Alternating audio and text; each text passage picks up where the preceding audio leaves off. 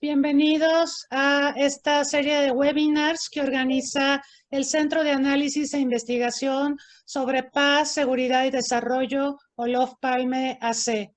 Es un gusto recibir en esta ocasión para este segundo webinar a 4 distinguidos expertos en temas de gestión integral del riesgo de desastres, protección civil bueno, vamos a comenzar presentándolos. Nos acompaña Enrique Guevara Ortiz, director general del CENAPRED, del Centro Nacional de Prevención de Desastres. Él es ingeniero mecánico electricista por la UNAM, con estudios de especialización en México y el extranjero en protección civil, sistemas de alerta temprana, gestión integral de riesgos de desastre. Inició su trayectoria como ayudante investigador en el Instituto de Ingeniería en la Coordinación de Instrumentación Sísmica, coordinador operativo del Servicio Sismológico Nacional, y en el CENAPRED ha ocupado distintos cargos desde que se incorporó en 1989 hasta llegar a la Dirección General, donde funge actualmente. Laura Gursa, originaria de Torreón, Coahuila, es egresada de la Universidad Iberoamericana, en la que obtuvo con mención honorífica en el año 92 el título de licenciada en Derecho. Cuenta con diversas especialidades en Ciencias Penales por la UNAM, en Inteligencia para la Seguridad Nacional por el Instituto Nacional de Administración Pública, en Derechos Humanos por la Universidad Castilla-La Mancha en España, y también ha cursado diversos diplomados en Inteligencia para la Seguridad Nacional del CISEN, en planeación del presupuesto basado en resultados, en evaluación de políticas. José Luis Flores, abogado por la UNAM, ha colaborado en diversos encargos en la administración pública en la Ciudad de México y a nivel federal desde 1983. Entre el 98 y 2011 fue primero subdirector y después director de emergencias de la Dirección General de Protección Civil de la Secretaría de Gobernación. También de 2012 a 2015 trabajó como director de Protección Civil del Senado de la República. Entre 2017 y 2018 laboró como director de Protección Civil de la Delegación Miguel Hidalgo en la Ciudad de México. Ané Hernández, muchas gracias, Ané. Aprovecho la oportunidad para agradecer toda la gestión que desarrolló Ané para hacer posible este panel. Ella es licenciada en Derecho por la UNAM, cuenta con un diplomado y la especialidad en Inteligencia para la Seguridad Nacional por el CISEN y el INAP, respectivamente. Obtuvo el grado de maestra en Seguridad Nacional por el CESNAP de la Secretaría de Marina Armada de México. Asimismo, cuenta con el certificado de técnico básico en gestión integral del riesgo. Esta mesa pues va a abordar la relación que existe entre el COVID-19 y la gestión integral del riesgo de desastres. Seguramente ustedes recordarán, hace algunas semanas tuvimos un terremoto en plena pandemia, y ese es solo un ejemplo de numerosos desafíos a los que estamos expuestos cotidianamente, y es muy importante tener la opinión de los expertos para articular mejores políticas alrededor de la gestión integral del riesgo de desastres. En este sentido, agradezco mucho la disposición de los 4 panelistas y explico rápidamente al público. La dinámica de las presentaciones es que cada panelista hará una primera intervención. Después de esta primera intervención vamos a recoger preguntas de los asistentes y volveremos a dar la palabra a los panelistas en el orden en que se fueron presentando, y hacia el final, si todavía tenemos algunos minutos, avanzaríamos a retomar un par de preguntas y dar la palabra nuevamente a nuestros panelistas para las conclusiones. Vamos a comenzar y le vamos a pedir a Enrique Guevara, director del CENAPRED, haga el uso de la palabra. Bienvenido y muchas gracias por aceptar esta participación. Muchas gracias, muy buenos días, doctora. Agradezco mucho la invitación a participar y compartir con ustedes este tema, pues que todos estamos viviendo, que todos estamos, podríamos decir, padeciendo, y sobre todo las consecuencias que estamos viendo y que se vienen. Entonces, en ese sentido, pues agradezco mucho la invitación y platicar un poco de cuál es la visión del gobierno, de la Coordinación Nacional de Protección Civil y algunas de las acciones y recomendaciones que estamos haciendo en este sentido. Voy a enfocar estos minutos a hablar sobre la identificación y análisis de riesgos de desastre en un contexto de COVID como el que estamos viviendo. Iniciaría mencionando que esta crisis sanitaria ha requerido un despliegue coordinado de todo el Estado mexicano, en coadyuvancia con las autoridades de salud.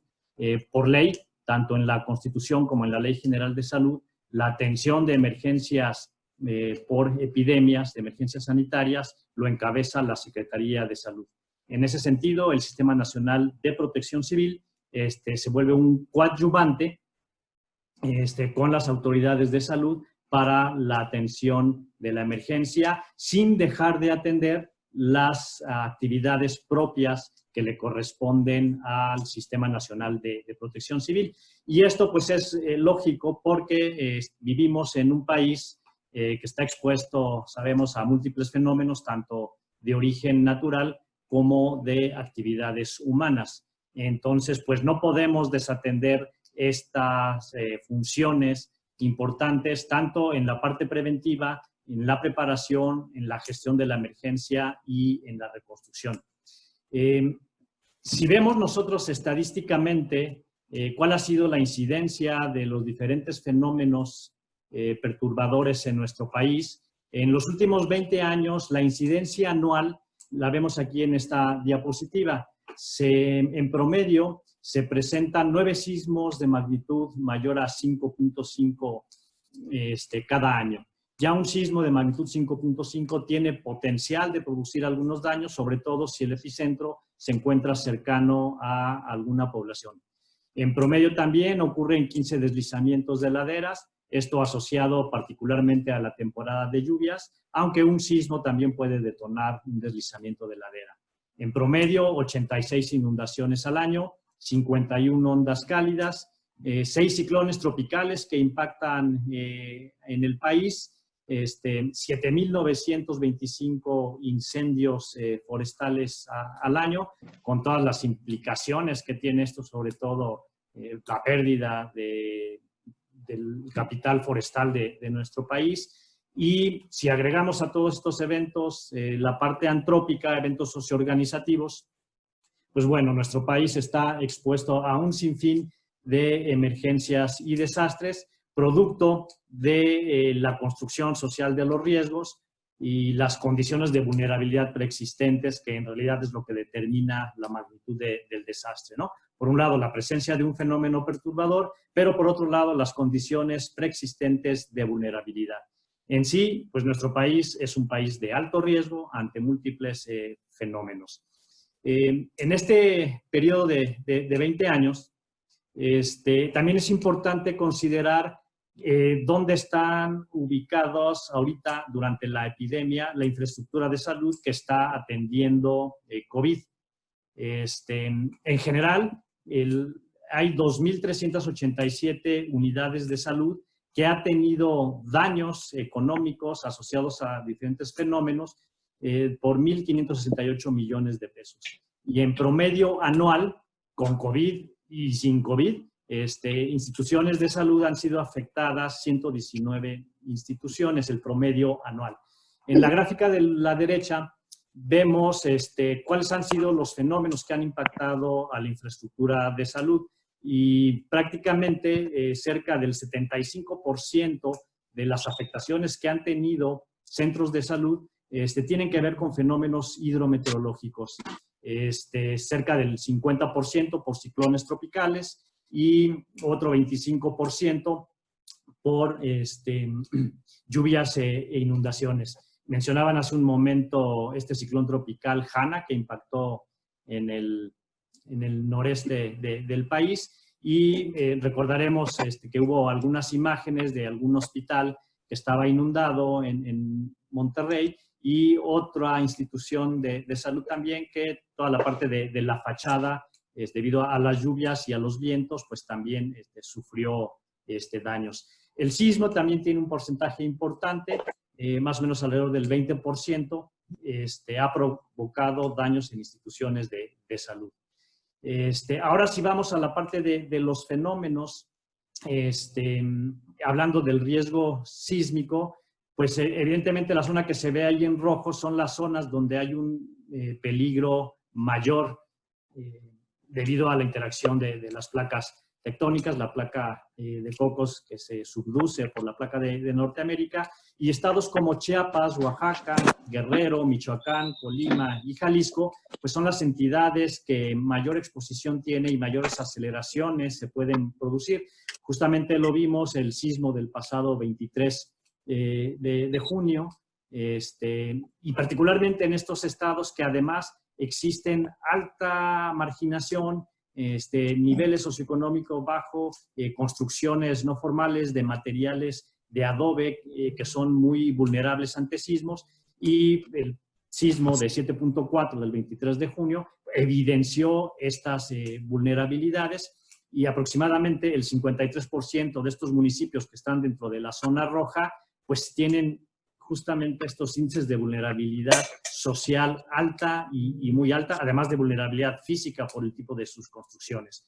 Si vemos la parte de riesgo por inundaciones, en este mapa estamos presentando cuáles son las zonas, un índice de inundabilidad, así le llamamos, para periodos de retorno de 50 años, es decir, si son lluvias intensas. Si vemos nosotros, pues prácticamente todo el territorio nacional es susceptible en un momento dado a tener alguna inundación. Sobre este mismo mapa se ha sobrepuesto la capa de hospitales. Esta información está en el Atlas Nacional de Riesgo, que es una plataforma pública, abierta, que todos la pueden consultar.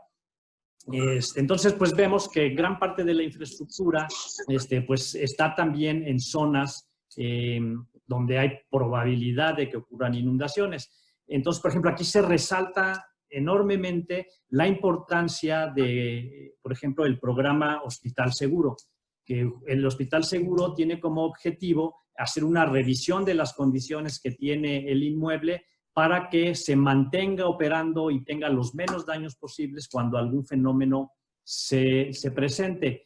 También se evidencia aquí la necesidad de todas las acciones de prevención y de preparación que deben de hacerse previas a que ocurra algún fenómeno. Ya hablará la licenciada Laura Gursa del caso de los programas internos de protección civil.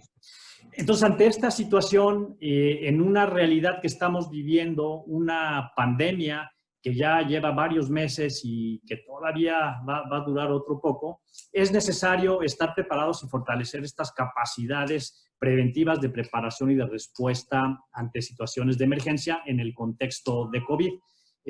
Nos dimos a la tarea de elaborar y desarrollar esta guía que le denominamos Guía para la Prevención, Preparación y Gestión de Emergencias en este contexto de COVID. Esto estuvo dirigido principalmente a autoridades de todos los órdenes de gobierno, y además vinculándolo al análisis de riesgo de nuestro país. En esta guía se explican, se ponen ahí algunas acciones generales y específicas en materia de protección civil y cómo se deben complementar con las medidas sanitarias emitidas por la Secretaría de Salud. Y en esta guía se recomienda basarse en los escenarios de riesgo que ya existen, teniendo conocimiento de los fenómenos que nos pueden impactar y que a lo largo del año se pueden presentar, las condiciones de vulnerabilidad tanto de la infraestructura expuesta como de la población. Basados en esos escenarios de riesgo, ver cuáles son las acciones que debemos llevar a cabo para atender la emergencia. Ya mencionaron, ya hemos tenido 3 eventos en particular que han sido significativos en el país. El ciclón tropical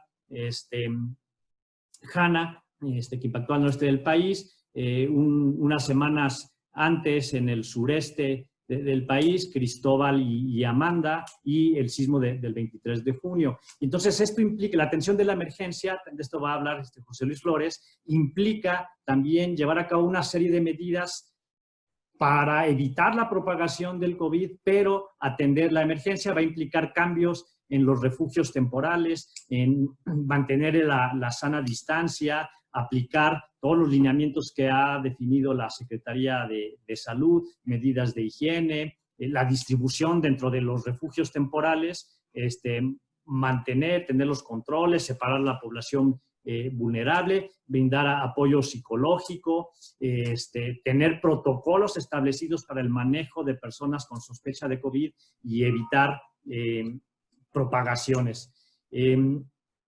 Entonces, el trabajo de protección civil debe forzosamente considerar este contexto de COVID, analizar los riesgos para, en función de ese análisis de los riesgos, tomar las decisiones adecuadas durante la presente crisis sanitaria.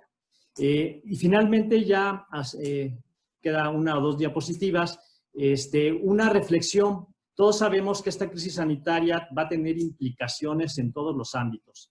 En el ámbito físico, por ejemplo, tenemos que repensar la forma en cómo han ido creciendo y desarrollándose las ciudades, el desarrollo urbano, ante este riesgo sistémico, que ahora se le llama el riesgo sistémico, que lo evidenció el COVID y toda la interrelación que hay en todos los sectores, el impacto económico que va a tener, el impacto social que está teniendo, cultural, ambiental, debe forzosamente cambiar la vida dentro del planeta y debemos de reflexionar de qué debemos de modificar, porque evidentemente esto va a tener implicaciones dentro de la gestión integral del riesgo y cómo la interacción entre diferentes sistemas, los sistemas económicos, sistemas sociales, el ecosistema natural, la interrelación con seres humanos y animales, con plantas, todo eso, cambio climático, debemos de analizarlos desde un punto de vista de un enfoque sistémico. Ya no podemos ver las cosas de manera aislada. Y puse aquí una frase de un filósofo danés que dice que la vida solo puede entenderse mirando hacia atrás, pero debe vivirse hacia adelante. Estamos ahorita en un momento, llamémoslo crítico, de nuestra vida en el planeta, en donde debemos repensar y analizar, y en este contexto de la gestión integral de riesgo, ver cómo se van interrelacionando los factores que generan vulnerabilidades y que pueden incrementar algunas actividades humanas, la presencia de algún fenómeno, por ejemplo, asociado al cambio climático. Algunas implicaciones para el análisis de riesgo en este contexto de COVID están en esta serie de bullets. En primer lugar, tenemos que estar claros y estar conscientes que esta crisis sanitaria ha evidenciado la vulnerabilidad que existe en nuestra sociedad y tantas desigualdades que existen, ¿no? Van cerca de 1.200.000 desempleados. Quien tiene recursos pues puede hacer mejor frente a esta situación, se puede quedar en casa. Hay quienes tienen que salir a buscar el sustento para poder comer. Las condiciones de quienes no tienen estas mismas posibilidades, pues tienen menos acceso a comprar gel, sanitizantes, en fin, una serie de circunstancias que las está evidenciando esta epidemia. Es un hecho que el impacto económico que tiene la crisis va a provocar una limitación de recursos destinados a la gestión integral de riesgo. Esto puede tener una afectación que habrá que ver de qué manera se compensa esta escasez de recursos que existe a nivel global. Va a ser necesario considerar el riesgo sistémico.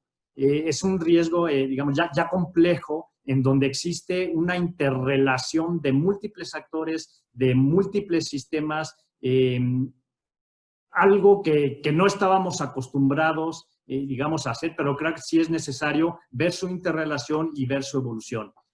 Al incrementarse las vulnerabilidades, el impacto social, todas las implicaciones, forzosamente va a incrementar el riesgo de desastres y más en un mundo cambiante y globalizado.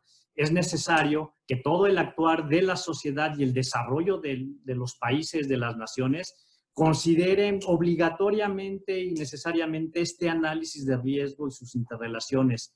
Se evidencia también la necesidad de fortalecer instalaciones estratégicas, el caso de los hospitales, por ejemplo, ¿no? Y todos esos rezagos históricos que existen, particularmente en México y otras naciones también en vías de desarrollo.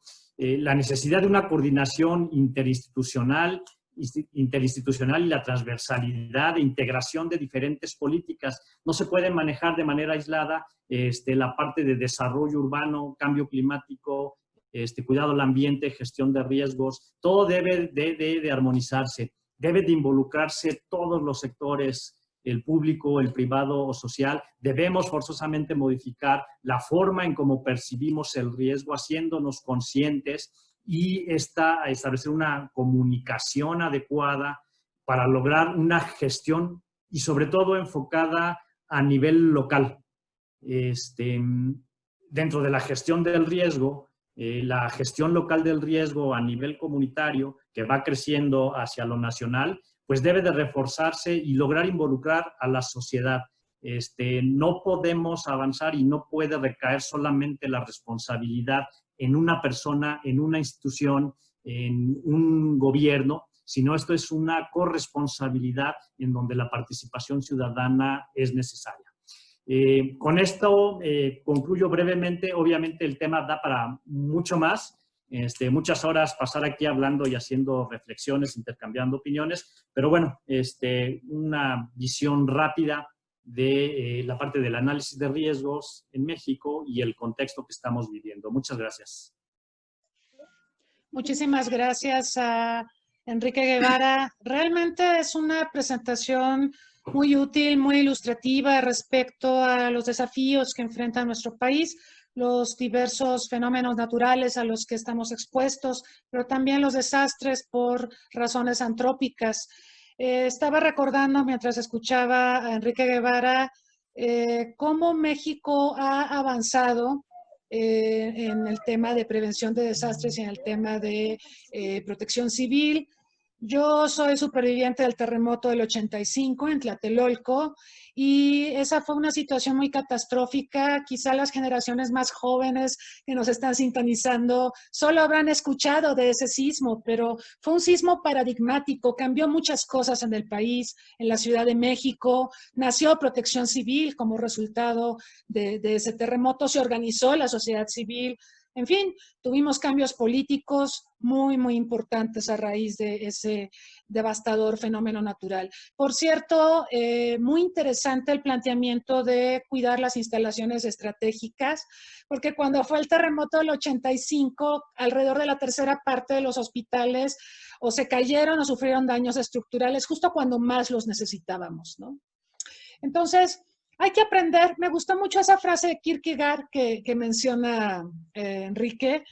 Mirar la historia, mirar hacia atrás, aprender las lecciones, pero siempre con mira a la prevención. La prevención salva vidas. Y en este sentido, creo que el trabajo que tenemos a continuación, pues es complejo, pero hay que ir aprendiendo. Todos los días escuchamos que nadie estaba preparado para lidiar con el COVID-19 en ninguna parte del mundo. Bueno, pues vamos a tener que aprender, porque estamos seguros de que esta no es la única pandemia a la que tendremos que hacer frente en los años por venir. Muchas gracias, Enrique. Muy, muy buena reflexión. Paso ahora con Laura Gursa. Le damos la palabra, por favor, Laura. Un gusto tenerte aquí. Muchas gracias, doctora Rosas. Gracias a mis compañeros. Se nota que estamos en la misma sincronía. Ya verán que hay algunas cosas que había previsto mencionar y me da muchísimo gusto pues, encontrar que tenemos muchos puntos de coincidencia en los planteamientos. ¿Le damos, por favor, la que sigue?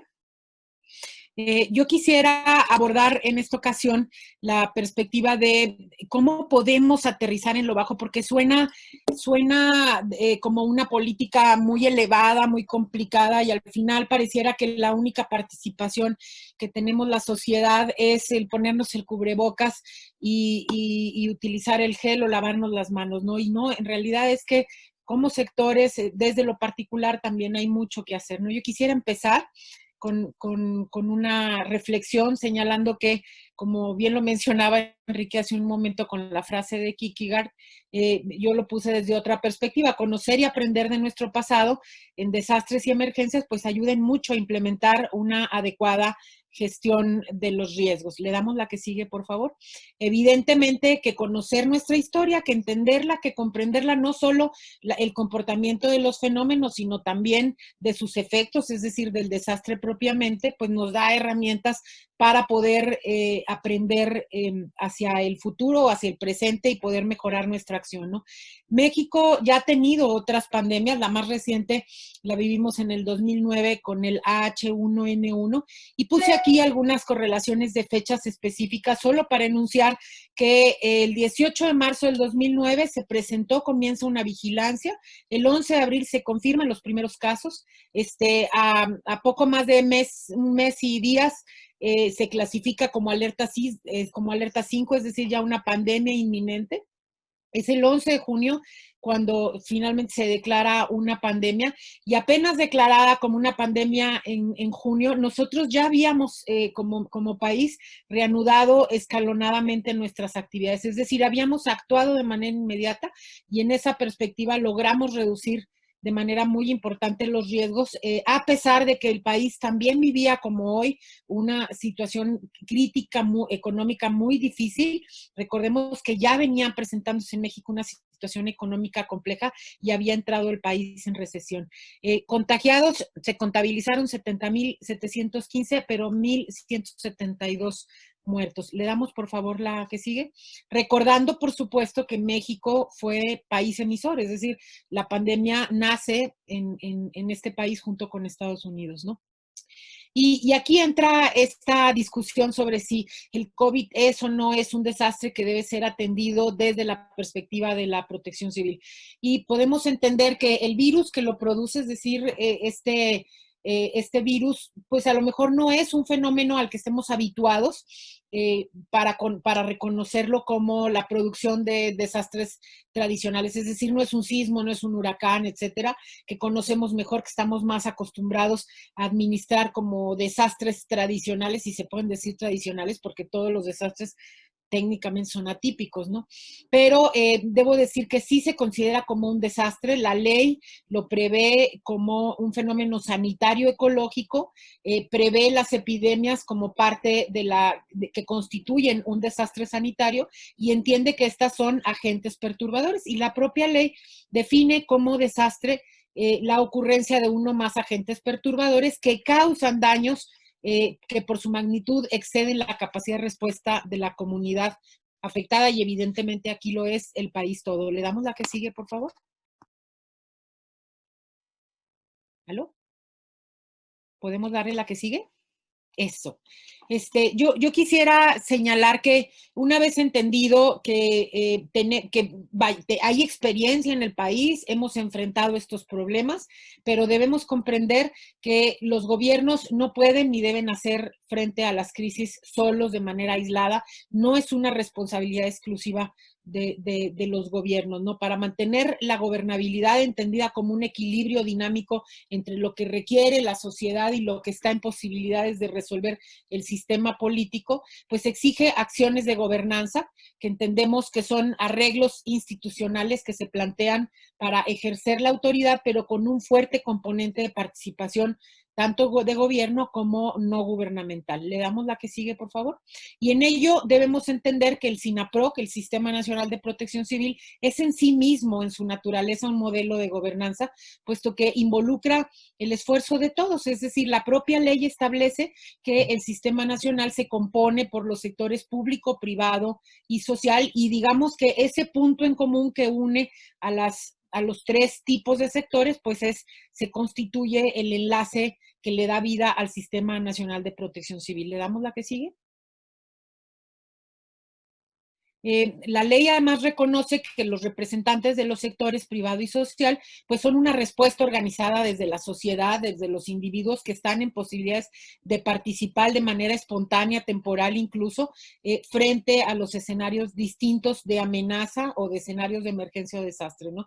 Y plantea estos 5 tipos de acciones, es decir, en tareas de prevención, en tareas de auxilio y apoyo a la población, en evaluación de daños, en recuperación y en acciones de Contraloría Social. Como pueden ver, la ley prevé la participación de la sociedad prácticamente en todas las etapas de la gestión integral del riesgo. ¿Le damos la que sigue? Y bueno, pues evidentemente que frente a un escenario como el que estamos viviendo ahorita, nos queda claro que México nos necesita a todos y hoy tenemos muchas mejores herramientas. Cristina mencionaba el sismo de 1985 que motiva el nacimiento del Sistema Nacional de Protección Civil justamente como una de las políticas públicas efecto más importante que dio el sismo, incluido también el fortalecimiento del sector salud que también fue tremendamente afectado en esa época, ¿no? Pero hoy tenemos muchas mejores herramientas, más instrumentos en todos tipos, desde normativas, tenemos una ley general de avanzada, tenemos herramientas tecnológicas, educativas, como el Atlas de Riesgos o la Escuela Nacional de Protección Civil, por mencionar solo algunas. Es decir, se tienen un montón de herramientas que se fueron creando a lo largo de todos estos años para madurar el proceso preparatorio de nuestro país y enfrentar circunstancias como las que estamos viviendo ahora, ¿no? Y entre ellas se encuentra justamente las unidades y los programas internos de protección civil que deben estar presentes en todas las instituciones, de todas las organizaciones, en todas sus instalaciones, de todos los sectores, de todos los gremios, de todo el país. Así de sencillo. Y entonces, bajo esa perspectiva, si entendemos que son una estructura, como lo vamos a ver un poco más adelante, normada y organizada, pues estamos en posibilidades de avanzar de una manera mucho más rápida para el pronto proceso de recuperación de nuestras actividades. ¿Le damos, por favor, la que sigue? Gracias. Solo no me voy a detener a explicar, es un modelo de gestión de la participación que trabajé hace algún tiempo, pero quería señalar que la responsabilidad va desde lo individual hasta la autoridad máxima, que es la federación, e incluso la participación del exterior para auxiliarnos en procesos de gestión de riesgos, ¿no? Y hay distintos niveles, pero tenemos los programas internos de protección civil y las unidades internas que están colocadas en el nivel más alto, digamos, de las organizaciones de la sociedad para poder tener, digamos, este tipo de acciones coordinadas con las primeras respondientes, que son las autoridades municipales e incluso las autoridades estatales de protección civil. ¿Le damos la que sigue? Y entonces, pues habría que empezar por entender, pero qué es un programa interno, porque no todo el mundo está bien adentrado, digamos, en esta terminología, ¿no? Y hay que entender que el programa, pues es un instrumento que nos sirve para planear y para operar, no solo es un documento escrito como muchos creen que ahí tienen el programa guardadito en un cajón, no. Es un proceso de planeación y de operación que es aplicable a la competencia de una institución que permite desde preparar, atender, mitigar, pero también brindar el auxilio frente a los diferentes tipos de riesgos, incluso los diferentes tamaños de escenarios que se pudieran presentar, desde un incidente hasta un escenario de desastre. Evidentemente que las autoridades requieren de un proceso continuo de operación, de supervisión y de actualización permanente, y es un instrumento obligatorio. La ley obliga, y las 32 leyes en las entidades federativas también obligan a todos a tener este programa interno de protección civil, y su función principal pues está en salvaguardar la integridad física y la salud de las personas que se encuentran, que laboran o que concurren a una instalación específica o a un inmueble. ¿Le damos la que sigue, por favor? Los programas permiten, por lo tanto, integrar una estrategia de continuidad de operaciones, pero también una estrategia de desarrollo, porque la suma de todos estos permiten garantizar de alguna forma el proceso de desarrollo del país, aplicable a todos los sectores, público, privado y social, y también es aplicable pues a todos los gremios. Desde cualquier perspectiva se encuentra el programa interno de protección civil ahí latente y viable. ¿Le damos la que sigue? Por supuesto, estamos en el entendido de que estuviéramos en el estado ideal de que todo mundo cumpliera con la ley, cosa que sabemos que no es así, ¿no? El programa interno de protección civil es un programa muy rico, prevé 3 tipos de planes dentro de su programa, ¿no? El plan operativo de la Unidad Interna de Protección Civil, el de contingencias y el plan de continuidad de operaciones. Voy a explicarlos brevemente. ¿Le damos la que sigue, por favor? El reglamento de la ley, en su artículo 76, estoy hablando de la Ley General de Protección Civil, prevé el plan operativo, y el plan operativo solo quisiera señalar que es para implementación de las unidades internas, es decir, la forma en cómo se organiza la Unidad Interna de Protección Civil dentro de la instalación, y contiene 3 subprogramas, uno de prevención, uno de auxilio y uno de recuperación. ¿Le damos la que sigue? Aquí quisiera destacar que a pesar de que hay un proceso reactivo, pues siempre está el enfoque preventivo dentro de los programas internos, ¿no? El segundo de los planes es un plan de contingencias y tiene más una naturaleza geográfica, es decir, dónde está ubicado cada individuo que se encuentra en riesgo, y el protocolo, las acciones y la valoración de los riesgos a los que esté expuesto para que pueda crear un proceso de autoprotección, e incluye, por supuesto, procesos de difusión y de socialización para cada una de las personas que habitualmente se encuentran en el inmueble. Y en el plan de continuidad de operaciones, que este es muy relevante en este momento, pues es de naturaleza funcional. Tiene que ver con las funciones críticas o esenciales, los recursos humanos que requerimos en ese sentido. La semana pasada daba una conferencia, a inicios de esta, no, la semana pasada, daba una conferencia sobre esto, y señalaba yo que hablaban de funciones esenciales dentro del gobierno. Pues no hay funciones no esenciales dentro del gobierno. Si hubiera funciones no esenciales, pues ahí las podemos recortar, ¿no? El gobierno, las acciones gubernamentales se justifican como necesarias para brindar la atención a la ciudadanía, y son los primeros que deben tener un plan de continuidad de operaciones. Le damos la que sigue, por supuesto, para dar continuidad a la función gubernamental. Debo solo destacar que en materia de continuidad es muy importante que cada organización tenga bien identificadas las funciones esenciales, pero sobre todo las capacidades frente a estas funciones esenciales, para poder mantenerse de pie, es decir, para poder ser resiliente y para mantener una continuidad de sus operaciones. El liderazgo, el personal capaz, las instalaciones y los servicios adecuados y una comunicación efectiva es parte de los requisitos indispensables o puntos críticos, digamos, para poder resistir y continuar. ¿Le damos la que sigue? De aquí quisiera solo señalar que los programas internos de protección civil pueden verse desde distintos enfoques o criterios. Solo destaco en rojo algunos de ellos. El aforo, por ejemplo, que en materia de COVID es fundamental determinar cuál es el aforo o la ocupación que tiene una instalación específica, dado para poder mantener esto de la sana distancia, que puede ser ingresos escalonados, ocupación de espacios, etcétera. Los daños a terceros, las condiciones del entorno, y por supuesto siempre se deja la llave abierta para otros escenarios no previstos que puedan contribuir a incrementar un escenario de riesgo. ¿Le damos la que sigue, por favor? Laura, un minutito para terminar en esta fase y podemos continuar en la segunda ronda. Sí. Okay. El responsable de estas tareas, pues lo es la Unidad Interna de Protección Civil. Todos deben tener una unidad interna, y esta es la que debe estar como responsable de los controles por el COVID dentro de los inmuebles. Es decir, finalmente son los responsables de garantizar la protección, y esto incluye las medidas sanitarias de las personas que se encuentran en esos lugares, y solo insistir sobre que son en los sectores público, privado y social. ¿Le damos la que sigue? Creo que ya acabé, ¿no?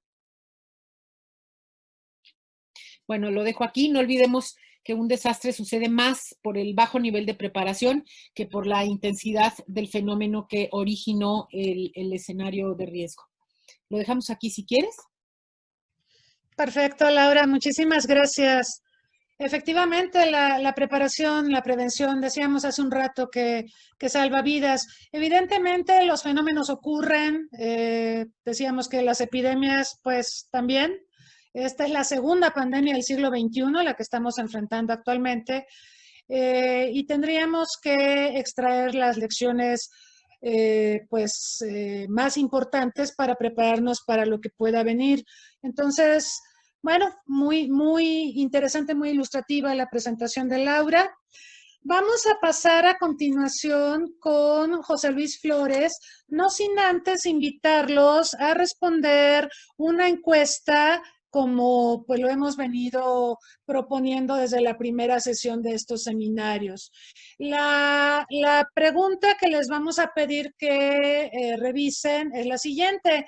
¿Cómo considera que puede contribuir la sociedad a la gestión del riesgo de desastres? Hace un momento Laura creo que ya respondió a la pregunta, porque a veces tenemos esta visión de que solo lo hacen las autoridades el trabajo de prevención, cuando en realidad tiene que ser un trabajo de toda la comunidad.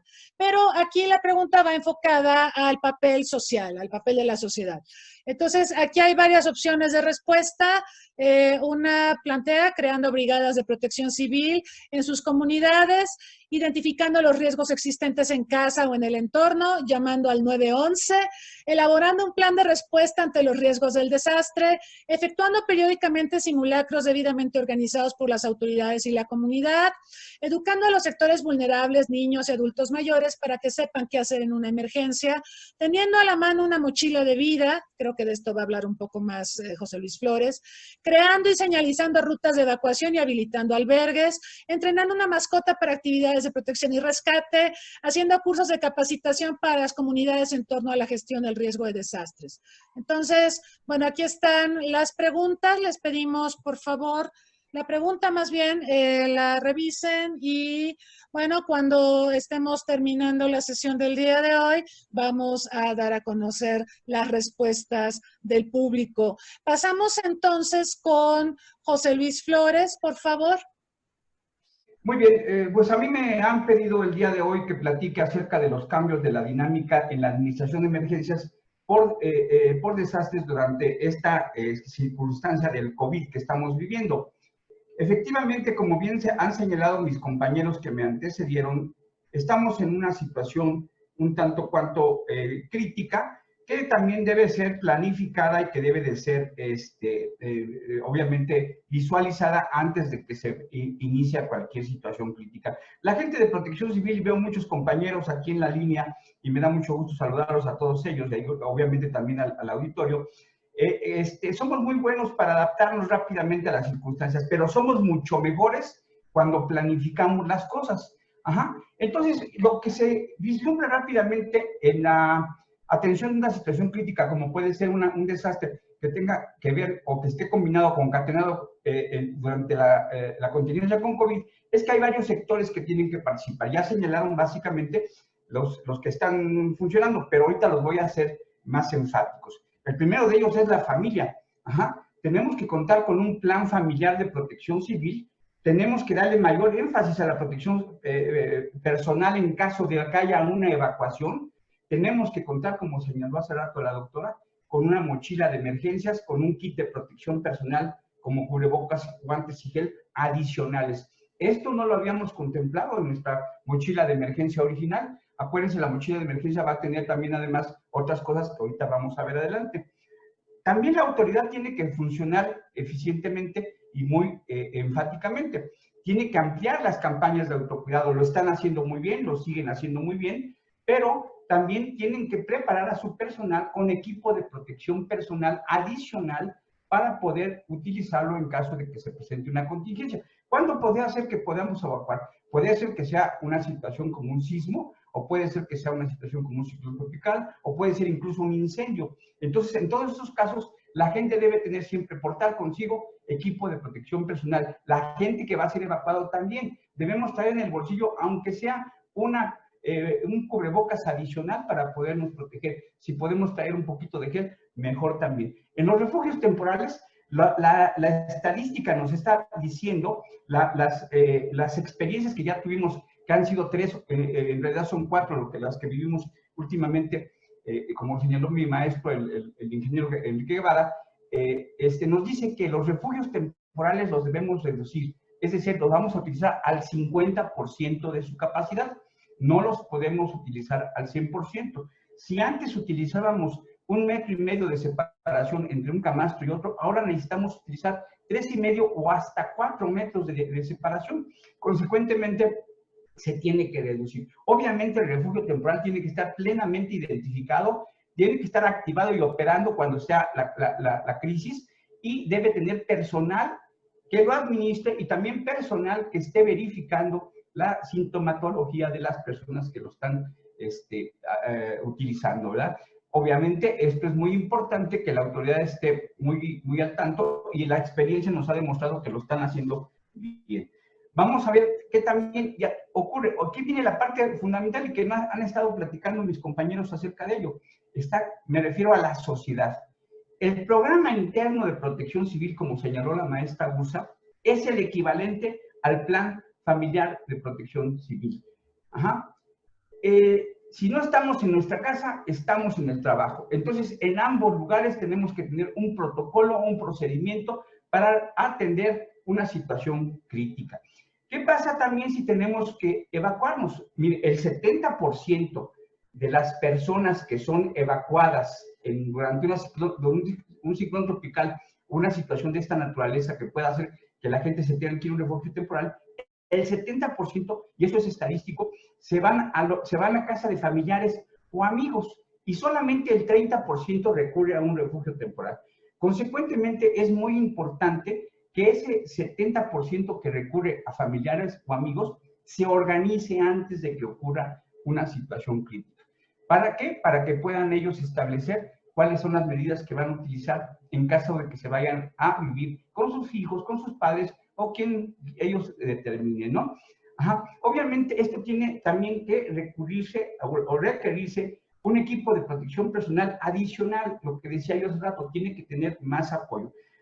También tiene que haber apoyo en la difusión de las medidas de recomendación oficiales, deben seguirlas la gente de la sociedad, y por supuesto debe haber una sana distancia en el refugio temporal, como ya indiqué. La respuesta socialmente organizada es la respuesta que da la sociedad a la emergencia. Pero en el 17 vimos que la gente sale a responder después de un sismo. Lo que queremos es que esa respuesta sea organizada y no sea un río desbordado. Entonces es lo mismo que tenemos que hacer desde ahorita, organizar a la gente para que ellos puedan responder de manera adecuada. La conclusión, en tanto, que el Estado como la sociedad deben trabajar coordinadamente. La sociedad debe preparar y portar ante una evacuación sus mochilas de emergencia, sin omitir su protección personal ante COVID, y adicionar un suministro extra por si la evacuación se prolonga por más de 48 horas. Y aquí rápidamente vamos a ver qué debe contener una mochila de evacuación. Bueno, pues tenemos que lo recomendado, lo generalmente recomendado, que son nuestros documentos importantes, víveres enlatados y agua para si se necesita, botiquín de primeros auxilios básico, lo más esencial, cubrebocas, guantes y gel antibacterial. Esto es lo que no teníamos antes en nuestra mochila, ahora se lo debemos adicionar. Radio y linterna con pilas para estar escuchando a la autoridad que está diciendo, directorio de contactos importantes por si me tengo que comunicar con algún familiar, amigo, el patrón de la empresa, etcétera, etcétera, y herramientas manuales básicas, que es lo que siempre utilizamos, una pequeña de esas navajitas que tienen a veces desatornillador, pincitas y cosas así, lo más básico posible. Es así que tenemos que responder de manera organizada desde la sociedad. La sociedad es la respuesta, válgase la expresión, a estas circunstancias. La autoridad está para coordinarnos, pero está demostrado, y en otros países utiliza, por ejemplo, en Israel, en que la sociedad responde por sí misma en lo que la autoridad llega a ayudarle. El primero que responde siempre en una emergencia, ya a nivel internacional, y eso se está manejando también en México, es la sociedad. Después, la autoridad no podría estar en todos lados al mismo tiempo, entonces por eso la respuesta socialmente organizada se vuelve esencial. Entonces, esto quiere decir que los desastres son socialmente construidos. Lo hemos estado diciendo desde hace muchos años. Y ahora digo yo, la respuesta a las emergencias y desastres también debe ser socialmente construida, mediante la participación de la respuesta socialmente organizada. La respuesta, válgase la expresión otra vez y la redundancia, la respuesta está en la sociedad. La sociedad es quien puede responder eficientemente a esto, y es ahí donde debemos trabajar para que la participación comunitaria se vuelva esencial y sea complementaria de los esfuerzos oficiales. Esta es la protección civil moderna, la gestión integral del riesgo moderna, es hacia donde nos dirigimos. una protección civil o gestión integral de riesgo en la que participan absolutamente todos los sectores, como ya lo señalaron las personas que me antecedieron. Y bueno, es cuanto, como dicen en la Cámara de Senadores, mi querida doctora, le estoy para servirle y quedo aquí pendiente. Muchísimas gracias. Formidable, José Luis, muchísimas gracias. Estos últimos planteamientos que formula son fundamentales. ¿Sí? Los desastres se construyen socialmente y socialmente podemos construir la prevención y la gestión de los riesgos de los desastres. Es algo muy importante. Tenemos que trabajar más en esto. Recordarán en septiembre de 2017, un mes muy complicado respecto a fenómenos naturales. Tuvimos inundaciones. Recordarán que antes del sismo del 8 de septiembre estuvo prácticamente paralizado el transporte público en la Ciudad de México por lluvias y demás. Luego tuvimos el sismo del 8 y luego el sismo del 19, después de un simulacro, cosas de la vida. Muy interesante. Muchas gracias, José Luis. Vamos a pasar ahora a escuchar a Anné Hernández, pero antes, pues, reiterarles su participación en la encuesta.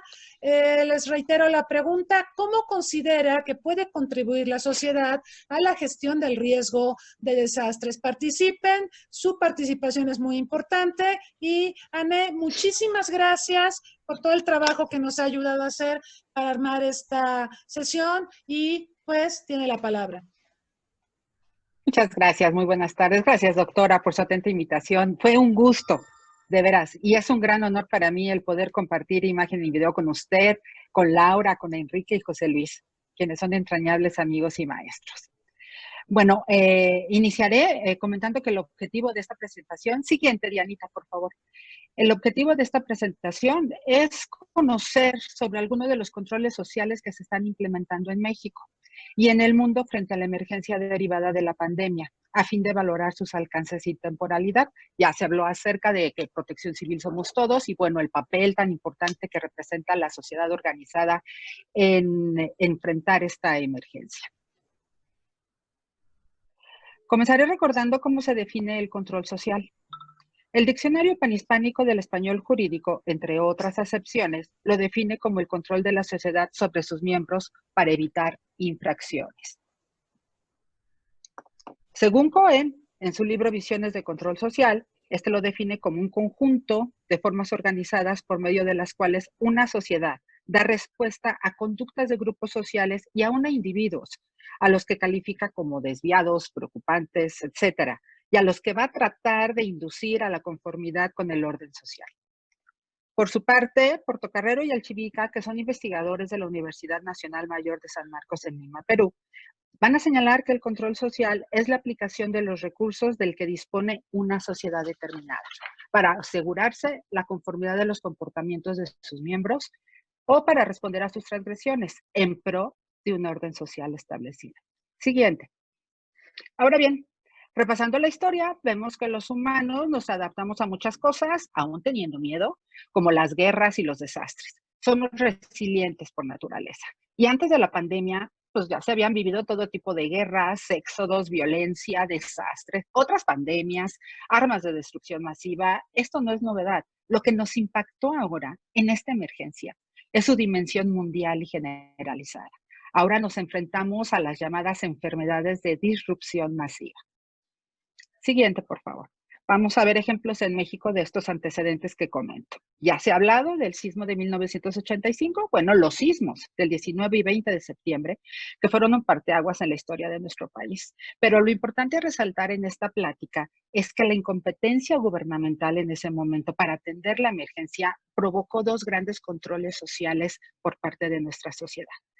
La solidaridad y la unión, primero, para el rescate de las víctimas y segundo, para el apoyo de las familias afectadas. Se vio claramente cómo los ciudadanos tomaron a la ciudad en sus manos. Siguiente. El sismo, también del 19 de septiembre, pero de 2017, hizo que surgieran muchos voluntarios para ayudar en el rescate de personas o desde los diferentes centros de acopio apoyar con víveres en las zonas más afectadas, no solo en la Ciudad de México, sino también en Puebla y otros estados afectados. Pero también surgieron, y lo pueden ver en la imagen, diferentes asociaciones civiles que trataron de ayudar desde diferentes ámbitos, como la verificación de información, el apoyo en revisión de inmuebles, sitios web que acumulaban datos útiles para toda la sociedad y grupos que apoyaron hasta mascotas damnificadas. Siguiente, Dianita, por favor. ¿Y qué vemos hoy en esta emergencia? Estamos viendo que las sociedades están entregadas a la tecnología, a la ciencia y a la política a través del lente de la pandemia. Lo anterior está abriendo espacios para nuevas formas de control de las poblaciones, ya que al sentir esa sensación de indefensión, permite que crezcan estos límites de esto que conocíamos como el control social. La doctora en filosofía de la Universitat Oberta de Cataluña, Marina Garcés, señala que el control social va a ser uno de los grandes ganadores en esta pandemia. Siguiente, por favor. Ella nos dice que estamos en dos realidades contradictorias al mismo tiempo, que estamos con unas redes muy fortalecidas de apoyo mutuo y por el otro lado tenemos a policías de balcón, lo cual se puede ver claramente en los dos principales controles sociales que tenemos a nivel mundial, que son el quédate casa y la sana distancia, que son parte ambos del distanciamiento social, que en México no fueron coercitivos ni con toque de queda, a diferencia de otros países. No voy a abundar en los beneficios, no los cuestiono, por supuesto, más bien quiero hacer énfasis en los riesgos que implica su prolongación en el tiempo o hasta su institucionalización. Podemos caer en un grado de deshumanización, de perder ese toque cercano que tenemos entre personas al estar aislados. Por supuesto, hay pérdidas de empleo y de educación, que puedan salir fortalecidos regímenes políticos tomando como bandera la emergencia, debilitándose las democracias. Podemos exacerbar otras crisis, la económica, la de seguridad, la climática. Incrementamos también problemas de salud, por ejemplo, en los mexicanos, bien decía hace una semana la doctora Rosas que los mexicanos somos de genes gorditos y pues si todavía nos encierran y estamos comiendo todo el día, pues la diabetes y la hipertensión pues se van al cielo. Otro riesgo es mayor violencia intrafamiliar, sexual y de género, discriminación a enfermos y sus familias, el cierre de fronteras, visas condicionadas y restricciones de viaje, depresión por aislamiento y por no poder despedir a nuestros muertos conforme a nuestras tradiciones. Esto último se está volviendo una crisis que habría que ponerle mucha atención. Paranoias y psicosis por contagiarse, hasta llegar a ser agresivos con el personal médico, de enfermeras o con las personas contagiadas o sus familias. Pues otro riesgo es el aumento de embarazos y pues con más usuarios en la nube, pues más atractivos son los ciberataques. Siguiente, Diana, por favor. El tema del uso del cubrebocas, pues bueno, su uso prolongado pues puede causar dolor de cabeza. Hay quienes afirman que no se puede oxigenar adecuadamente porque hay dificultad al respirar, lesiones en la piel, dermatitis, acné, complicaciones para comunicarse. Puede dar una falsa sensación de seguridad y relajar otras medidas. La verdad es que hay de muchos tipos y muchos precios y la gente cree que cumple, pero no sabemos si todo el mundo utiliza el adecuado. Daño al medio ambiente de tantos que se usan y se tiran. Y pues bueno, por otra parte hay teorías que afirman que su uso se promociona para darnos miedo, para sentirnos enfermos, para no hablar, para no movernos. Bueno, no lo cuestiono. Esto es lo que hay en la mesa sobre los riesgos que puede implicar. Siguiente, por favor. Otro control social muy interesante por abordar son las aplicaciones que utilizan tu georreferenciación para diversos fines, aunque todas, se supone, están encaminadas a mitigar la pandemia.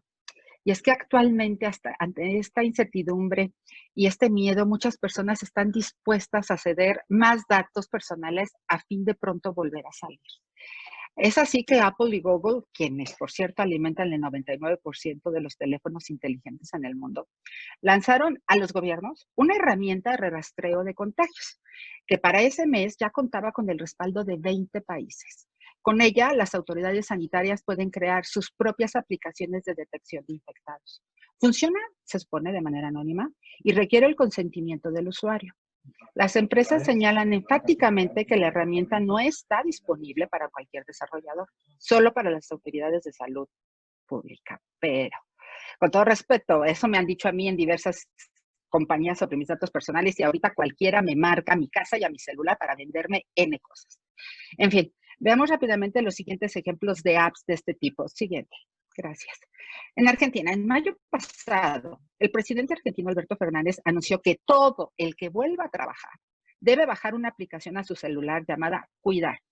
En ella el usuario debe cargar todos sus datos personales para luego pasar a una instancia de autoexamen con el que las autoridades definirán si se debe o no aislar para prevenir el COVID. Es obligatoria y ningún trabajador podrá circular sin estar registrado en ella. Siguiente. A principios de mayo pasado, la Agencia Digital de Innovación Pública de la Ciudad de México anunció la aplicación móvil COVID-19 CDMX, que desarrollaron los bancos Santander y BBVA México. Con esta aplicación, los ciudadanos podrán obtener un autodiagnóstico de COVID con el test de tamizaje oficial de gobierno. El usuario podrá realizar el autodiagnóstico para múltiples personas y llevar así un seguimiento puntual de los síntomas de todos ellos. Los usuarios de la aplicación móvil de manera voluntaria y unilateral podrán en cualquier momento eliminar su cuenta y la información registrada en la aplicación presionando un botón que tienen habilitado para ello. Siguiente. Vemos que el gobierno colombiano lanzó a principios de marzo la Corona App. Su uso es voluntario. Permite obtener un estatus de movilidad a través de un código QR, según las excepciones que dispone el gobierno en el marco de la emergencia.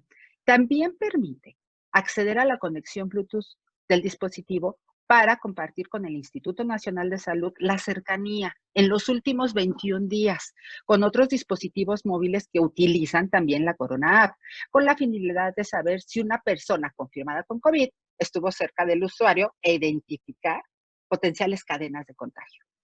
Siguiente, por favor. En Corea del Sur, la aplicación para smartphones desarrollada por el Ministerio del Interior y Seguridad fue denominada Self-Quarantine Safety Protection. La app no es obligatoria, pero utilizó los macrodatos como datos de localización por GPS de teléfonos y automóviles, transacciones con tarjetas de crédito, historiales de viaje e imágenes de videovigilancia y la inteligencia artificial para identificar casos de alta prioridad y monitorear los desplazamientos de las personas infectadas. Siguiente. El último ejemplo es que a principios de abril el gobierno peruano lanzó la aplicación Perú en tus manos. La primera función de la aplicación es un triage digital que recoge información sobre posibles síntomas o contactos con carácter de declaración jurada, además de dirección de domicilio, teléfono, correo electrónico y contacto de emergencia. Su segunda función es mostrar un mapa con puntos considerados de riesgo de contagio. Y la tercera permite el rastreo de contactos. La aplicación solicita acceso a los datos de ubicación geográfica del teléfono por GPS o red móvil. Solicita acceso a los datos de ubicación geográfica del teléfono. Y ojo, tanto cuando la aplicación está abierta como en segundo plano. Al mismo tiempo, también solicita al usuario permisos para leer el estado del controlador Bluetooth del teléfono y poder cambiar su configuración. Ambos sistemas permiten a la aplicación saber exactamente por dónde circula el teléfono. Siguiente. Bueno, en todas las apps impera el espíritu de prevenir y mitigar los efectos de la pandemia, dar una mejor atención y poder conciliar los presupuestos hacia donde más se necesitan. Pero ¿estamos realmente claros de la cantidad de información sensible que tanto Apple como Google van a obtener de nosotros?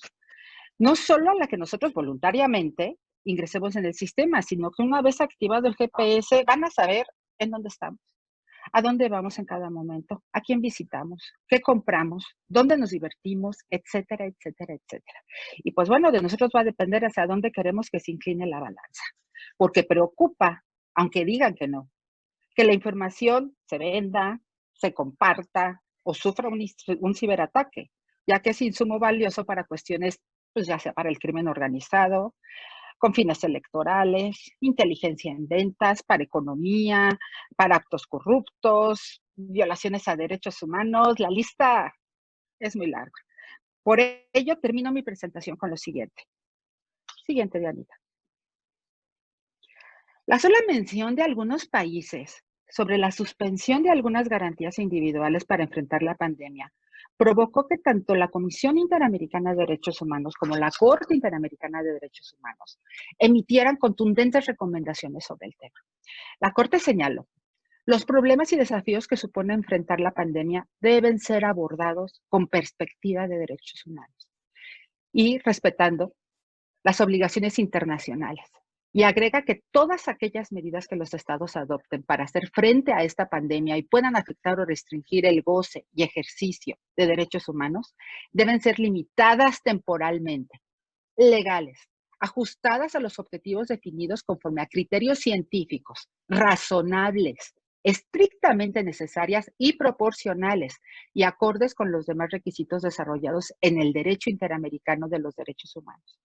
Los jueces interamericanos precisan además que deben disponerse las medidas adecuadas para que el uso de tecnología de vigilancia para monitorear y rastrear la propagación del coronavirus COVID-19 sea limitado y proporcional a las necesidades sanitarias y no implique una injerencia desmedida y lesiva para la privacidad, la protección de datos personales y a la observancia del principio general de no discriminación. Siguiente. Hay mucho que investigar todavía en esto. El tema de las apps se están haciendo, habrá que ver cómo evolucionan. Cada tema da para poder tener una plática pues, de mucho más tiempo, por lo que, pues bueno, les agradezco su comprensión en que en este corto tiempo me brindaron. Les agradezco. Muchas gracias, Ané.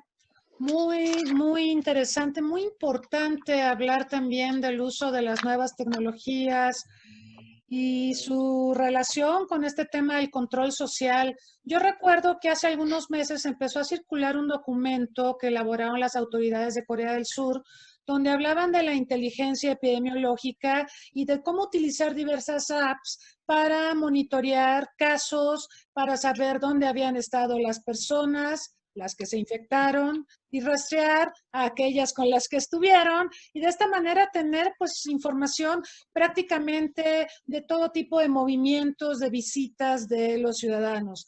La justificación que se ha dado para esto, efectivamente, como muy bien lo explica Ané, pues es tener información que permita saber dónde están los focos rojos y poder mitigar y atender la emergencia. Hay que recordar de todas maneras que Corea del Sur se ha apoyado mucho en pruebas masivas para la población, para saber quiénes están contagiados y quiénes no, que no es una estrategia que se aplique de manera universal en todos los países. En México no se hace, por ejemplo. Así que es un tema fascinante este de la confidencialidad, y nosotros sabemos que hay un reglamento sanitario internacional aprobado en el seno de la Organización Mundial de la Salud por sus miembros en 2005, que es un reglamento que fue puesto en marcha en México justamente a raíz de la pandemia de H1N1 y que considera que en un caso extremo donde se esté propagando la enfermedad es necesario pues invocar medidas extraordinarias. Eso lo plantea el Reglamento Sanitario Internacional, que va a ser actualizado, como lo sabemos, y el doctor López-Gatell pues va a figurar justamente entre los muchos especialistas que van a trabajar con la Organización Mundial de la Salud para actualizarlo. Y una de las actualizaciones seguramente tendrá que ver con lo que acaba de explicar Ané, hasta dónde podemos ser permisivos con la intromisión de las redes de monitoreo hacia la privacidad de las personas por razones de salud pública. Es un gran tema, obviamente el tiempo no nos da para revisarlo, pero pues qué bueno que lo trajo a colación. Bueno, tenemos muchas preguntas. Tenemos pues varias, algunas son específicas, otras son para ponentes en particular. Vamos a empezar con la pregunta que se plantea a Laura Gursa, que ella dice que todas las entidades económicas y sociales deben contar con su PIPC En el caso de México es la autoridad municipal de PC la que supervisa que se cuente con este documento. Para el caso de las entidades gubernamentales, es común que no cuente con ello. ¿De qué forma la autoridad está corrigiendo esto? Voy a leer algunas y vamos a dar el uso de la palabra a los panelistas pues en el orden en que se presentaron. También para Laura Gursa, una estrategia básica en la implementación de los PIPC es que las dependencias gubernamentales los tengan implementados y de esa manera pongan el ejemplo. Esta es para todos. ¿Cómo hacer para que el gobierno federal tome iniciativas en materia de gestión de riesgo, gestión integral del riesgo? Laura, ¿qué opinas de la administración saliente y la recién nombrada CNPC? ¿Qué mecanismos estratégicos sugerirías que observara la nueva administración para que se construya una evidente prevención y reducción de desastres? ¿Qué mejorar y participar en la CNPC en el desastre y crisis de la pandemia actual? También una serie de comentarios. Se necesita que nuestras autoridades estatales divulguen esta información en la totalidad de la población a través de trípticos, carteles o que otros medios sugieren. Bueno, vamos a darles el uso de la palabra en el orden en que se presentaron. Entonces, Laura, por favor. Claro que sí, muchas gracias, María Cristina. Bueno, pues empezaría por comentar que efectivamente es una realidad que en México desafortunadamente ocurre de manera continua. Es decir, el buen juez debiera por su casa empezar y sin embargo no necesariamente es así. Tenemos áreas, unidades municipales de protección civil que van hacia los sectores privados y sociales para exigir la implementación de los programas internos, pero no hace un proceso de inspección hacia adentro, hacia las propias autoridades municipales. Lo mismo ocurre a nivel estatal y lo mismo ocurre a nivel federal. La Coordinación Nacional de Protección Civil hace una eventual revisión que no hace las veces de inspección, digamos, en el marco del cumplimiento de los programas. Cada una de las dependencias es responsable de implementar el programa. ¿Y qué necesitamos hacer? Bueno, parte de lo que traía en la última etapa en la última fase de mi presentación, era justamente el incrementar las contralorías sociales.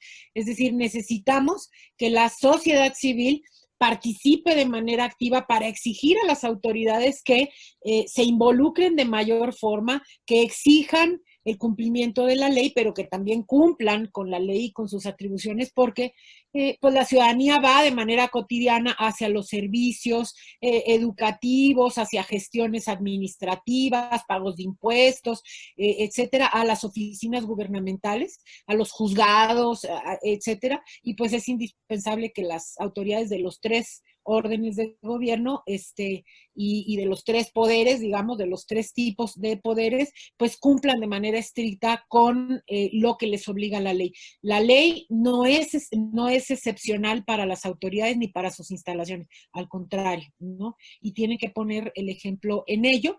Quizá esa sea una de las recomendaciones que deba insistirse al Ejecutivo Federal, particularmente a la Coordinación Nacional de Protección Civil, que me preguntaban qué opino. No tengo una opinión en este momento, no conozco a la persona que ocupa la coordinación, lo que me dice que cuando menos del sector no es, ¿no? Entonces, pues tendremos que esperar a ver qué implicaciones trae nuevamente pues el nombrar personas que no tienen mucha experiencia y en medio de una emergencia como la que estamos viviendo, pues se vuelve bastante delicado, ¿no? Habrá que observar de manera detenida y quizá acompañar el proceso a las autoridades para que puedan encaminarse adecuadamente, ¿no?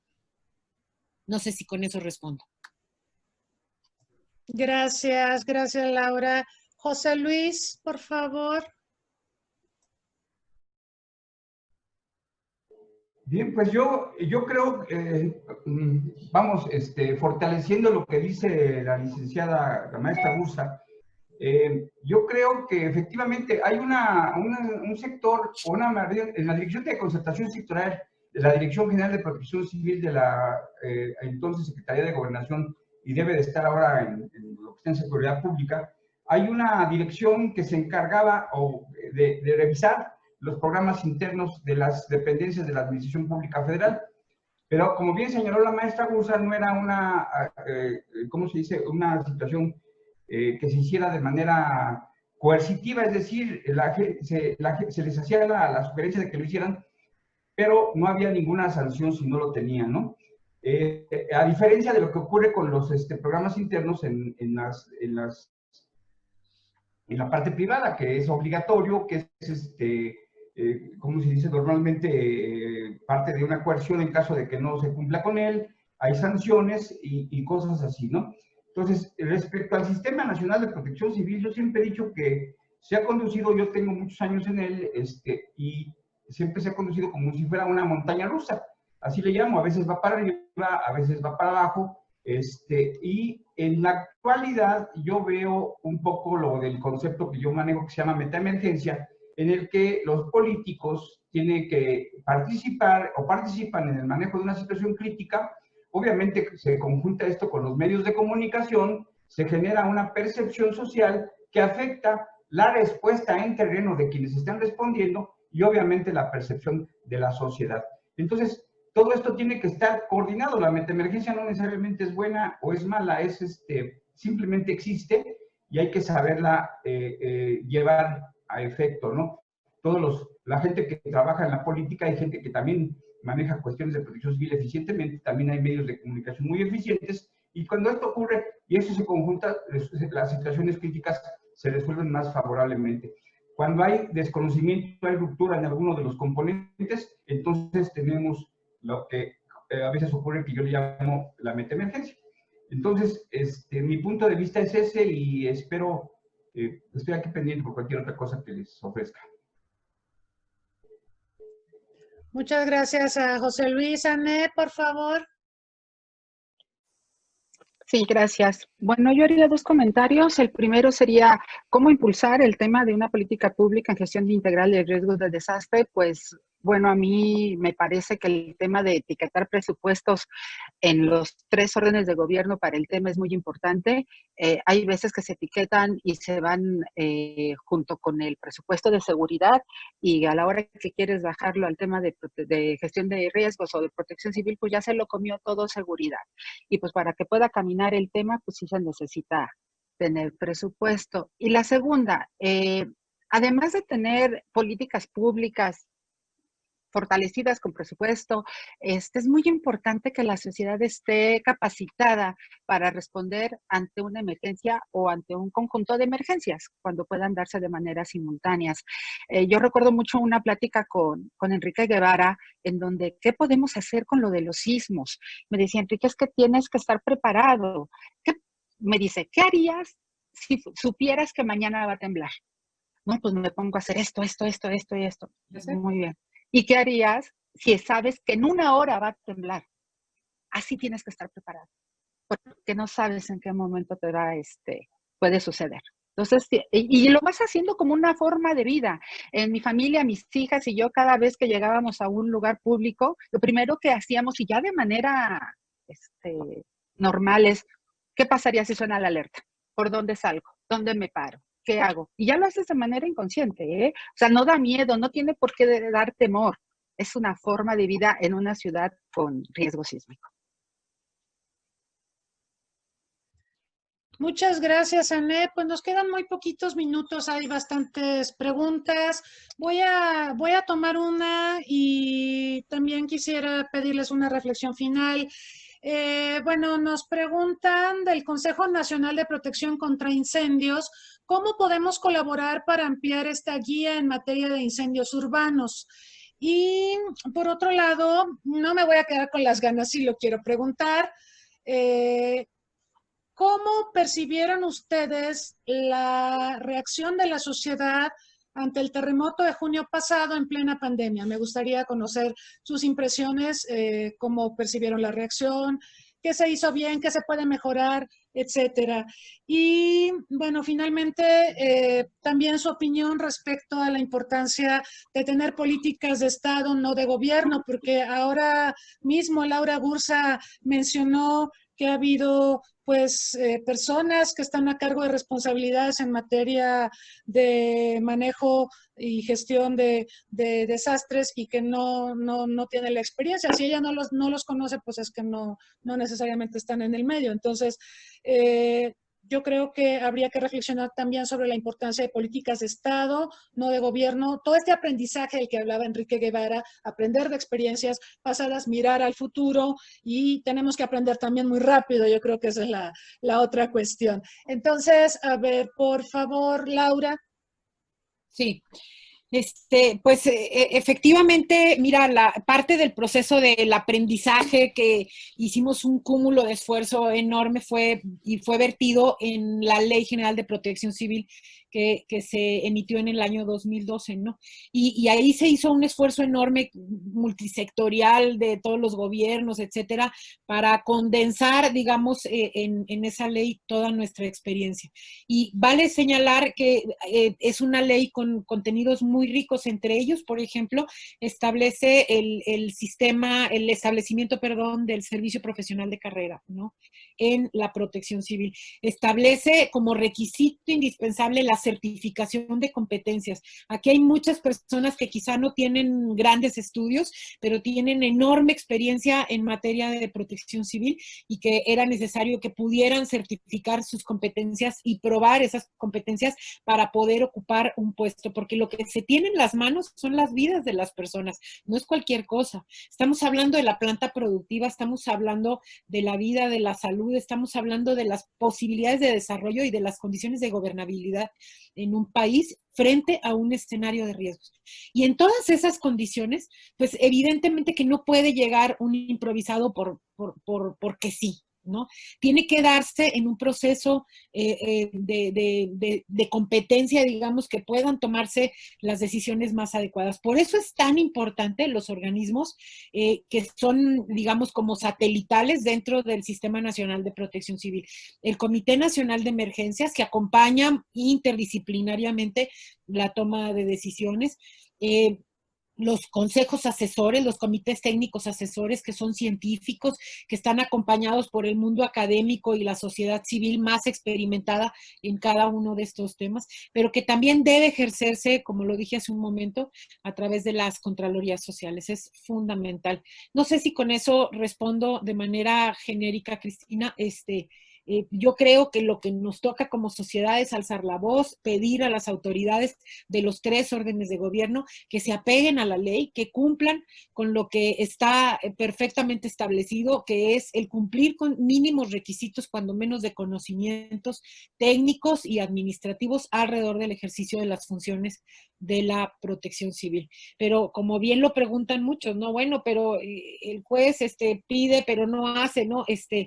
Le pide al sector, pero no lo hace para sí mismo, pues exijámoslo como sociedad. Eso es parte del proceso que nos toca como sociedad, vigilar a nuestras autoridades. Por eso son los ejercicios de gobernanza, ¿no? Que participe la sociedad exigiéndole a sus autoridades que cumplan con los requisitos de la ley, ¿no? Muchas gracias, Laura. José Luis, por favor. Bien, muchas gracias, doctora. Bueno, pues hemos trabajado ya muchos años en esto del Programa Interno de Protección Civil y del mecanismo de evacuación de inmuebles en caso de que se presente un sismo. Y yo vi que este día, en el último sismo que tuvimos, hubo una correcta participación, la gente salió, evacuó perfectamente, pero se nos olvidó que había COVID. Entonces la gente salió a la calle sin su cubrebocas y todo bien evacuado, todo, pero nos fuimos a meter de un hoyo a otro, ¿verdad? No sabemos qué pudo haber pasado, pero pudo haber sido un mecanismo de contagio. Entonces, por eso yo les pido a los amigos, a la sociedad, que no nos olvidemos que estamos en COVID y que portemos siempre un cubrebocas adicional en nuestro bolsillo, como si trajéramos unas monedas o lo que fuera, para por si esto ocurre. Obviamente aquí no debemos prepararnos por si ocurre un sismo de gran magnitud. En este momento lo que tenemos que hacer es debemos que estar ya perfectamente alertas y perfectamente preparados para el momento en que ocurra. Va a ocurrir en cualquier momento. Esto ya no es de a ver si ocurre, que Dios no quiera, no, Dios sí quiere, Dios es la naturaleza y Dios quiere que haya sismos. Entonces, debemos estar alertas y perfectamente preparados en el momento que ocurra. Y nada más échense su bolsita, su mascarita y de todo, y evacuarnos como debe de ser. Ay, qué genial, me encanta. Muchas gracias, José Luis. Anne, por favor. Muy bien, doctora. Ya para cerrar, sería un llamado a la nueva administración de la Coordinación Nacional de Protección Civil a retomar todo lo bueno, a todo lo que ya hay. Se ha trabajado muchísimo en los temas, no hay mucho que se pueda dejar atrás. Más bien se puede mejorar, por supuesto.